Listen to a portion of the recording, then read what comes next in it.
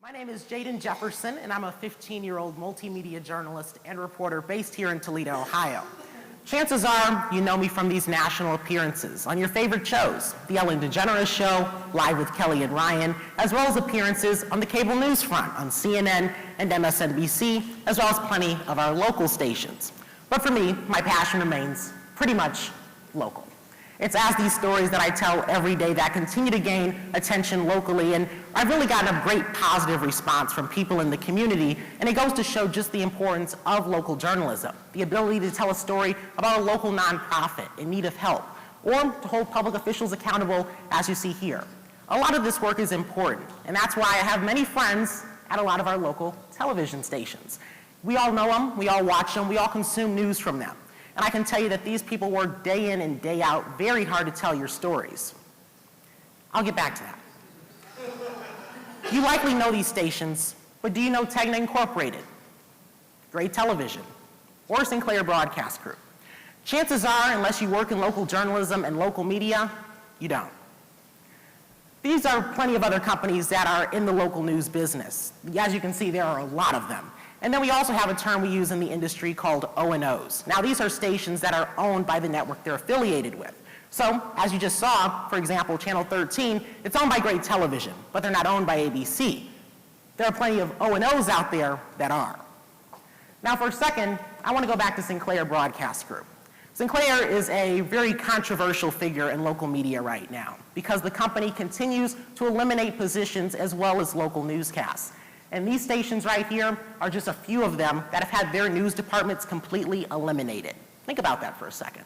Local news departments are being eliminated left and right now. And you can add NBC 24 to that list. It's a concerning trend, as local stories are the most important types of reporting. And I want to go show you a little bit of what the problem we're having is. When we continue to eliminate local newsrooms, we are creating a whole nother problem. A problem that is misinformation and disinformation spreading on social media. Now, if you know me, you know I love social media, as many of us do. And many of us in local news, we use it as a resource to continue to inform our viewers.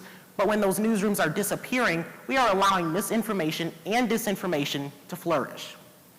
Now, here's the thing about trust, though. It can be earned, but it can also be very easily broken, which is why a lot of our stations have a great reputation, because a lot of work goes into making sure that story goes out there. I want to give you an example of just how crazy misinformation can be for local journalists. As you may have saw, recently I covered a large warehouse fire in North Toledo. Now, obviously, this is an event that gets a lot of attention. People are standing outside of their cars observing, but at the same time on social media, you saw a lot of rumors that were flying. It was very concerning. Now, local journalists, our job is to get the facts there. We're supposed to talk with the fire chief, talk with neighbors, and bring together the story. Well, for a lot of people, they were just on their phone sharing rumors, and that was quite concerning because a lot of things that weren't true were being shared online. Now, there's another thing about local journalism. Because of media and its changing ways, we are seeing a lot of cheaper produced products. Now, for me, as someone who grew up watching news, this change has been very evident. You may notice that we're seeing a lot more younger talent, but at the same time, we're seeing a lot more mistakes that are happening. Now, it's great to bring in new faces, as this is how we're going to continue to flourish as an industry. But the issue, though, is that for many reasons, it's being done due to business practices. I want to show you some numbers. So I'm a numbers guy, even though half the time I'm not great with them. Here are the numbers. In Q1 of 2023, this is how much a couple of these companies have raked in from local news. And I want to give you some perspective here. These are from local businesses that are paying for advertising, as well as national advertisers. But the biggest revenue comes from local. As you can see here, Gray Television brought in $801 million, and Sinclair Broadcast Group brought in $773 million. And that's just in Q1. As you can see, revenue is down 40%. Now, it begs the question, why would that be? Well, cutting local newsrooms doesn't really help. Here's the thing about local journalists. We oftentimes are faced out in the field by challenges, people that are misinformed on the exact work we do. In 2016, we heard a lot of the fake news media, this, that, everything in between. But I'm here to tell you today that local journalism, in many ways, the bare bones of local journalism, remain unchanged. Getting facts out there and reporting the stories of people in our community. That is something that you cannot get nationally, and you certainly cannot get regionally. You have to be on the streets getting those stories. I want to show you something. Just a couple weeks ago, I did something that I'm really proud of and happy to share with you all today.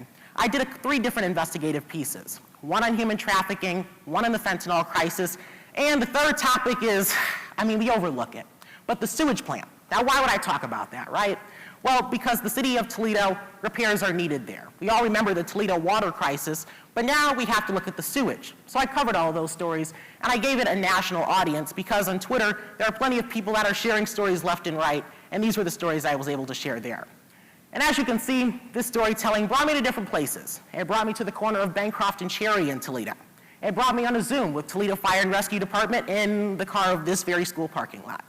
And of course, my restroom.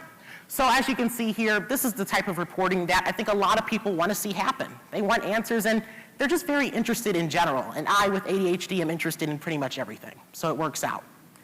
But this is the thing that really surprised me. It was the response. 25.5 thousand people on Twitter saw these stories. Now, for me, it was quite surprising in the moment, but then I realized something. Investigative journalism is of high importance to local news viewers. It's great to tell stories on a daily basis, but diving deeper into something that you can't do in just 90 seconds means even more to the viewer, especially younger viewers. One trend we're noticing in local news right now is that younger news consumers, they're not scared to dive into deeper topics. And I know what the current standard is of short videos, short stories, but apparently younger news viewers, they want long-form reporting. Now let's talk about the future of local journalism. It's really one that we're all thinking about right now. How are we going to consume news 10, 20, maybe even 2 years from now? Well, one thing that I'm noticing that is positive is the fact that our local news stations, newspapers, even radio are adapting each and every day. It's how you survive. I talk about this in evolution quite a lot. You adapt to survive. And that's exactly what's happening. Adapting to provide more content to social media, but at the same time, finding new ways to tell stories, because if you want something to be interesting, we always say this in the industry, bring the viewer in. And that's what we're working to do, through live streaming from the scene, but at the same time, keeping people posted. I just mentioned Twitter. This is one of the most popular sites for journalists. Why? Because we're able to get information out there quickly and effective. One thing about communication I often tell people is that communicating quickly and effective are the standards. You have to be able to do that to be a great journalist. And many journalists out there, thousands of us, are working to do that on a daily basis. Now, I want to go back into the sad part of this story, but I promise there is a happy ending, and there's a way you can help. I mentioned how newsrooms are being eliminated right now. The number one thing to prevent this from happening and continuing to happen in the future is by supporting local journalism. Now, I'm not asking you to watch a 2-hour, 30-minute newscast, even though I do that myself. I am, however, asking you to consume local news. Be a smart news consumer. I know there are a lot of sources out there for news. One of the issues we're having is that there are inconsistencies, and there are issues getting the facts out there. So by consuming your local news media, you're doing the world a service. And on top of that, you're doing democracy a service. Thank you.